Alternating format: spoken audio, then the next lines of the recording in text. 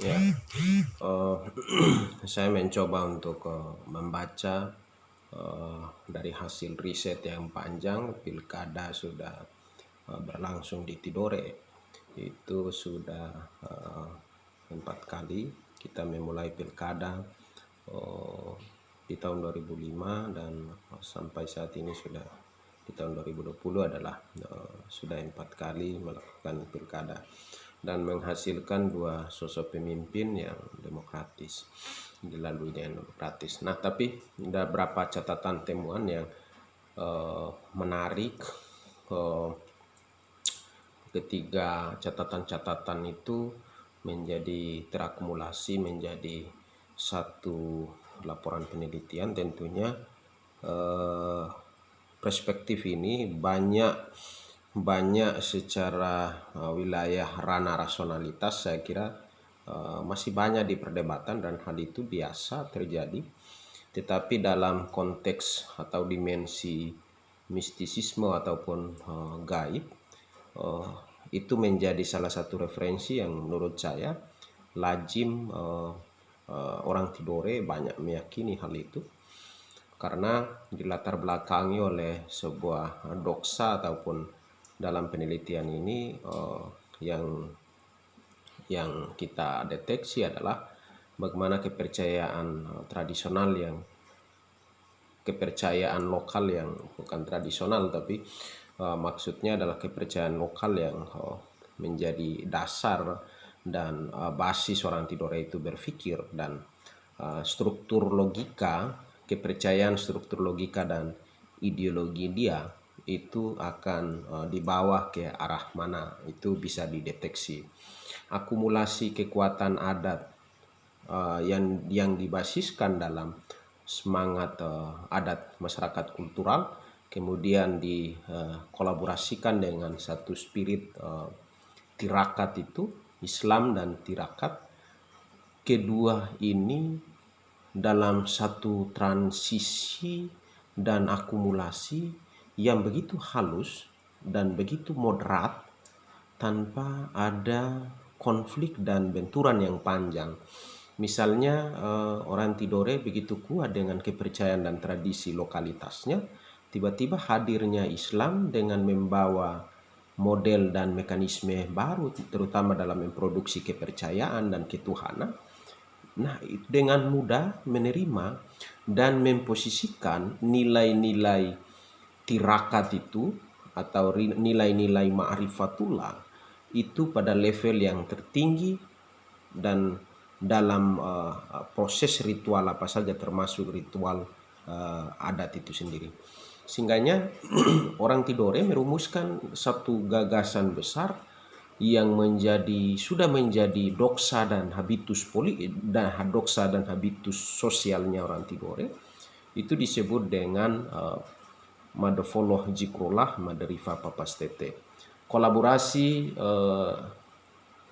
agama dan adat di sinkretisme menjadi satu nilai dan dasar. Saya coba untuk melanjutkan tentang bagaimana kehadiran Ahmad Mahifa di Pilkada 2005 dan 2010. Kehadiran Mahifa itu dilatar belakangi oleh satu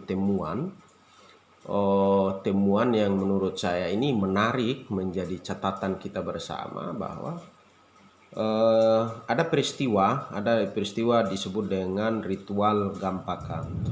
Dari kelompok-kelompok ritual Gampaka ini adalah mewakili kelompok-kelompok dari Limau Gamtufkange yang gelisah. Publik di Tidore itu gelisah tentang kepemimpinan, tentang perkembangan pembangunan, stabilitas pemerataan dan distribusi keadilan pembangunan itu tidak merata di masyarakat. Makanya ini menjadi keluhan ini kemudian lahirlah disebut dengan Gampaka. Sesungguhnya tradisi Gampaka adalah bukan tradisi yang baru, tapi sudah melekat di sisi orang Tidore tentang Gampaka itu untuk menentukan siapa Gampaka. Ketika mereka itu menentukan siapa yang diperdebatkan adalah mereka itu akan Gampaka dalam peristiwa untuk menetapkan seorang sultan gitu. Menetapkan ritual ini adalah ritual untuk memilih bagaimana membantu pihak Bobato hakikat untuk memilih seorang sultan. Nah, peristiwa ini diintroduksi, direduksi dalam diri dalam konteks politik modern. Nah, inilah peristiwa yang pertama terjadi. Setelah Gampaka, di Mau Gampaka menghadap ke rumah adat Mahifa atau Suhi Sahbati, kemudian mengurai banyak persoalan, mengurai banyak masalah. Nah, dari cerita panjang inilah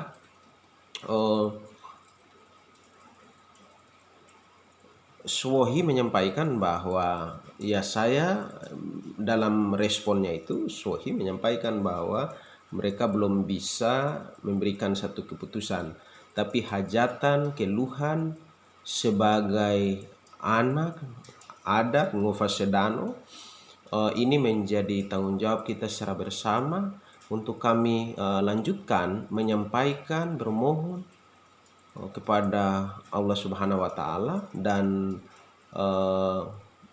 memberikan petunjuk-petunjuk itu, dan melalui leluhur kita mendapat petunjuk-petunjuk itu, terutama adalah proses dorora ini kemudian dilakukan, dan ritual menghadirkan para leluhur ini dilaksanakan di rumah adat Mahifa. Kemudian para leluhur menyampaikan, dalam hal ini yang diyakini sebagai Papas Tete, menyampaikan bahwa gam macahaya se magarakijang, gam macahaya se magarakijang itu harus mau tidak mau ditentukan oleh seorang pemimpin yang betul-betul meletakkan dasar keadaban Tidore itu sendiri. Nah, dalam cerita itu dari pesan dari leluhur, dalam hal ini adalah Papas Tete, menyampaikan bahwa Tidore ini harus dipimpin oleh anak adat Sorom Toha Temayogu. Entah itu dari marga mana saja, tapi dipimpin untuk meletakkan semua itu dalam kedudukan adat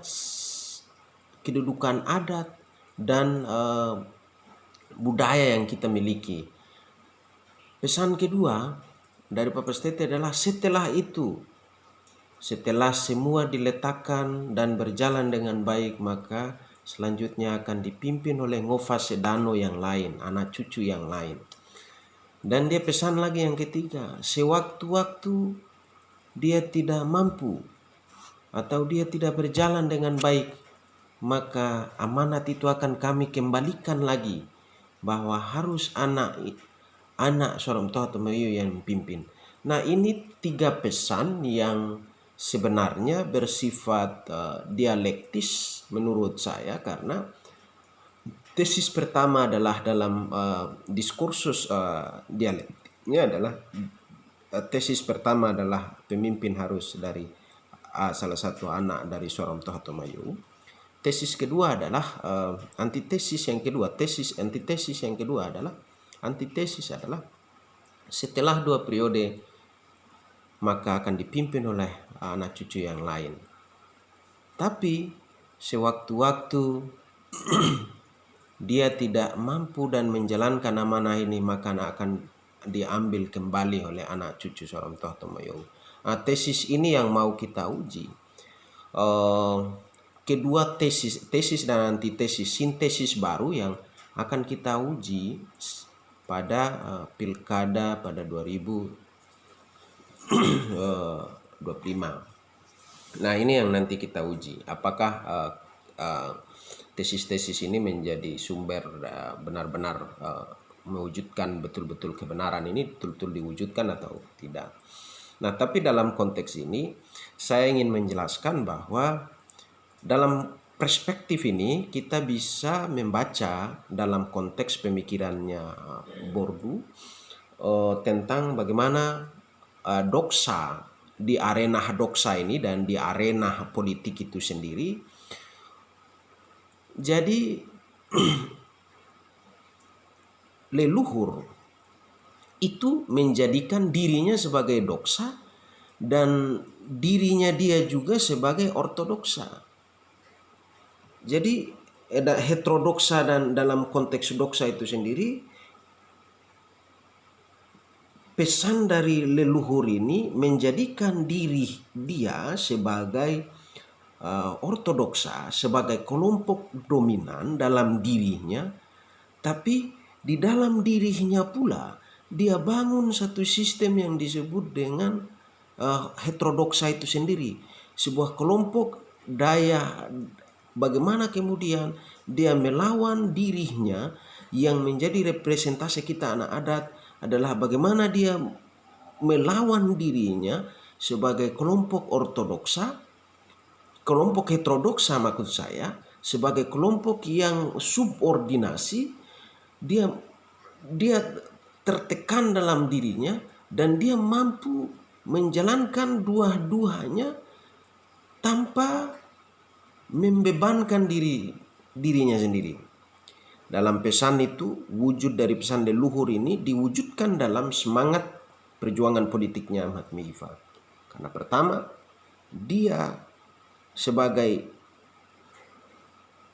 adalah realitas daripada pesan para leluhur, bahwa dia adalah pemimpin yang mewakili marga seorang tua Tomayu.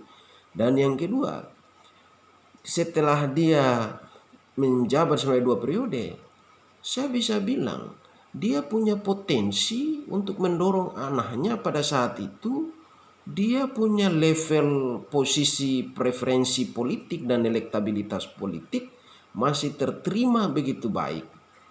Tapi hal itu tidak dilakukan. Makanya dia mencoba dalam dirinya, dia mencoba dalam semangat dirinya, dia melawan dengan heterodoksanya, dia melawan dirinya, melawan ortodoksanya. Karena ortodoksa berposisi kepada bagaimana kemudian hasrat kuasa itu harus direbut. Inilah yang saya bilang, Ahmad Mahifah berbicara dan bertindak bukan hanya Ahmad Mahifah semata, tapi ada dimensi, ada pesan mistis yang menggerakkan akal pikirannya dan hatinya, sehingga dia tidak bersikap, dia tidak bersyahadat bahwa anaknya harus maju pada saat itu sebagai salah satu paslon di tahun 2015. Menurut saya, Mahifah selain mendengar apa yang dibicarakan, dipesankan dan dijalankan dia, Ahmad Mahifah menangkap ada nalar politik yang dipesan melalui leluhur, bahwa harus ada fase secara spiritualitas. Kita harus mengakui bahwa begitu matangnya para pesan leluhur itu memberikan satu pesan bahwa menjaga hasrat berkuasa itu jauh lebih penting dari segala-galanya. Tapi harus ingat, sewaktu-waktu Anda tidak mampu menjalankan itu, maka kami akan mengambil alih semua kekuasaan itu dalam sikap arif dan bijaksana. Dalam konteks ini kita membahas dalam konteks pemikiran Bourdieu, salah satu pemikir sosiolog dari Prancis yang menurut saya cukup kontradiktif. Bagaimana kemudian apa yang dibicarakan oleh Bourdieu tentang dia mendamaikan sisi subjektivitas dan objektivitas menjadi salah satu bagian daripada diskursus politiknya, diskursus pemikirannya dia.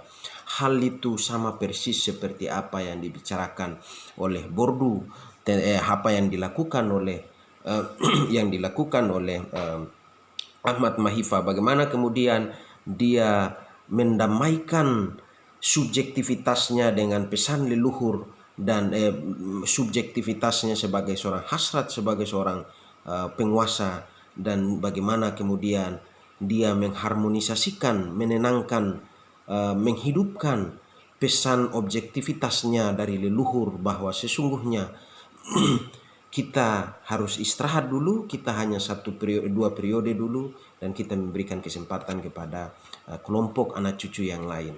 Nah, inilah yang saya bilang, harmonisasi inilah yang sangat penting menjadi sikap politik yang menurut saya tepat.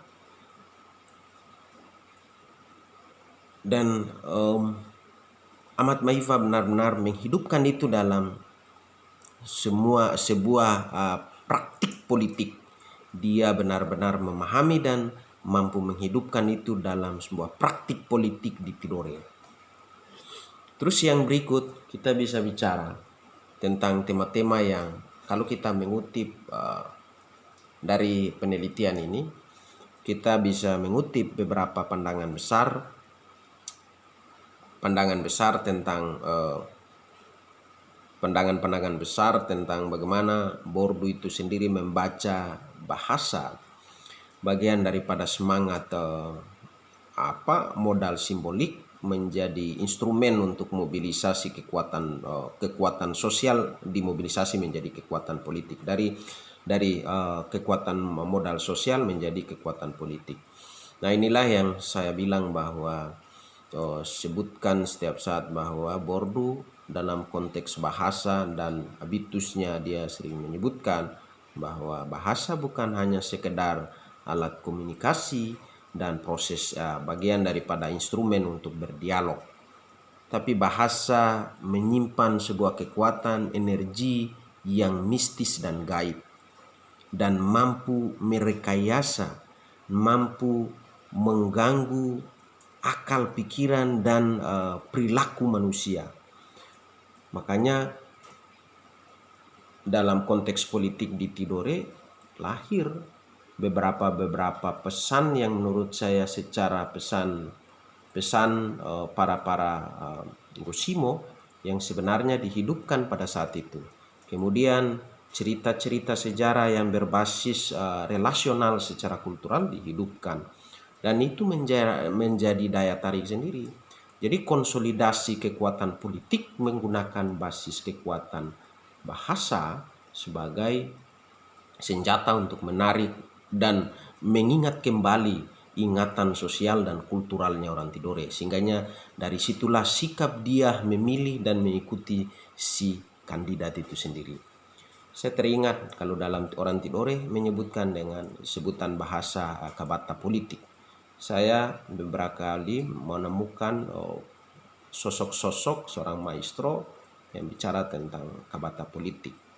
Dan kabata politik adalah bagian daripada kabata Gosalaha yang memberikan satu pesan moral kepada publik bahwa kandidat ini yang harus dipilih, mencari akar dan titik kandidat yang benar. Dalam catatan-catatan itu, walaupun ada dominasi di sana yang dibentuk, bagaimana kemudian bicara kabata mendominasi kandidat lain dengan memberikan suatu catatan-catatan yang kritis menurut saya dan mengikhtiar kita semua. Tapi ada hal yang menarik. Gaib dan mistiknya itu bukan berarti kita langsung rasakan seperti kita nyatakan, tapi dalam kehidupan ini tetap berdimensi mistis itu ada, dan ada kalau kita bicara kosmologi dalam konteks kosmologi Islam atau ketimuran itu ada, dibandingkan kita kalau mungkin kita bicara tentang kosmologi barat, yes oke. Dari dulu Socrates dan kelompok barat, filsuf barat mencoba untuk memisahkan sesuatu yang gaib itu dalam sesuatu yang rasional dan ilmiah. Makanya lahir disebut dengan ada akal formal dan pandangan-pandangan tentang rasionalitas formal dan sebagainya, suatu mekanisme. Makanya, tapi dalam konteks ketimuran dan Islam sendiri, dan terutama Tidore sebagai salah satu kerajaan yang timur yang berbasis pada nilai-nilai kearifan lokal dan Islam itu sendiri mengadopsi konsep itu dan meyakini. Makanya kalau kita bicara tadi kembali kepada semangat yang sama tentang kekuatan mistis ini, saya kira Bourdieu bicara tentang hal itu dan bahasa memiliki pengaruh yang cukup kuat dalam memberikan legitimasi terhadap dunia politik. Makanya dari kenapa Bourdieu bilang dari fase harisma dari fase harisma ke legitimasi, dari harisma ke legitimasi itu adalah satu kepentingan politik. Atau bisa kita mengadopsi pemikirannya Cohen tentang bagaimana kemudian elit itu merasa dirinya sebagai seorang elit, kuasanya harus dipertahankan, maka tidak hanya cukup dengan retorika politik dan konsolidasi politik, tapi membutuhkan gerakan-gerakan mistis untuk melegitimasi sesuatu yang kuasa dan mengelitkan dirinya sebagai kelompok yang elit. Nah, inilah yang harus kita lakukan, dan sampai sejauh ini orang-orang dalam semua kebijakan itu, dalam kegiatan aktivitas politik di Tidore sepanjang pilkada itu mulai dari 2005 sampai pilkada 2020 kemarin, proses ritual itu dihidup dalam bertransformasi dari aktivitas sosial dan hal lain itu bertransformasi loncat ke dalam diri, loncat dalam tubuh politik praktis. Sehingga jangan salah, sedikit-sedikit pilkada naik ke Suwohi, cari Gusimogam, cari Juguru, cari Sultan. Nah, ini menjadi hal yang sudah menjadi hal yang biasa, bukan hal baru, karena ini bagian daripada habitus kehidupan orang Tidore yang sudah menstrukturisasi atau sudah membatinkan dalam dirinya. Mungkin itu saja. Nanti bersambung. Kali ini kita bahas sekitar 20 menit tentang tema-tema yang tadi kita ulas. Mungkin terima kasih. Billahi taufiq wal hidayah. Wassalamualaikum warahmatullahi wabarakatuh.